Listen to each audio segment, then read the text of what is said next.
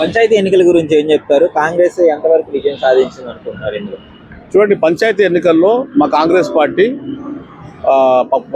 7,000 పైచలకు స్థానాన్ని గెలిచింది. BRS party 3,000 పైచలకు స్థానాన్ని గెలిచింది.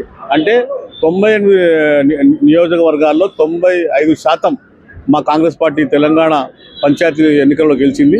ఇప్పటికైనా కేటీఆర్ సిగ్గు తెచ్చుకోవాలి. అతని నాయకత్వాన్ని తెలంగాణ ప్రజలు ఒప్పుకోవటం లేదు. కాబట్టి ఇప్పుడైనా తెలంగాణ నాయకత్వాన్ని మార్చుకుంటే వారి పార్టీ పరిస్థితి బాగుంటుందని నేను కోరుకుంటున్నాను. మరి అధికారంలో లేకపోయినా బీఆర్ఎస్ కూడా బాగానే సర్పంచ్ సీట్లు గెలిచింది. కార్యకర్తల దాడులు, గెలిచిన వాళ్ళ మీద కాంగ్రెస్ వాళ్ళు దాడులు చేస్తున్నారంట. దాడులు ఎప్పుడు జరగలేదండి, ఎప్పుడు జరిగేవి అవి. కానీ మా కాంగ్రెస్ పార్టీ రెబల్స్ కూడా 800 మంది గెలిచారు. మరి కాంగ్రెస్ పార్టీ అభ్యర్థులు కూడా 7,000 మంది గెలిచారు. అంటే దాదాపు మేము 8,000 అభ్యర్థులు గెలిచారు. వారిది 3,000 మందే గెలిచారు.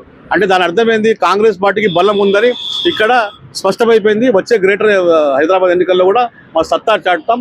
కాంగ్రెస్ పార్టీ వచ్చే 5 ఏళ్ళు కూడా మా కాంగ్రెస్ పార్టీ రేవంత్ రెడ్డి నాయకత్వంలో పనిచేస్తుందని చెప్పేసి గర్వంగా చెప్పగలుగుతాం. తప్పకుండా కాంగ్రెస్ పార్టీ పుంజుకుంటుంది. కాంగ్రెస్ పార్టీనే ఈ తెలంగాణ రాష్ట్రం కోరుకుంటుంది. కాంగ్రెస్ పార్టీ వల్లనే తెలంగాణ రాష్ట్రం అభివృద్ధి పడుతుంది. ఇది మాత్రం ఖాయం. Thank you.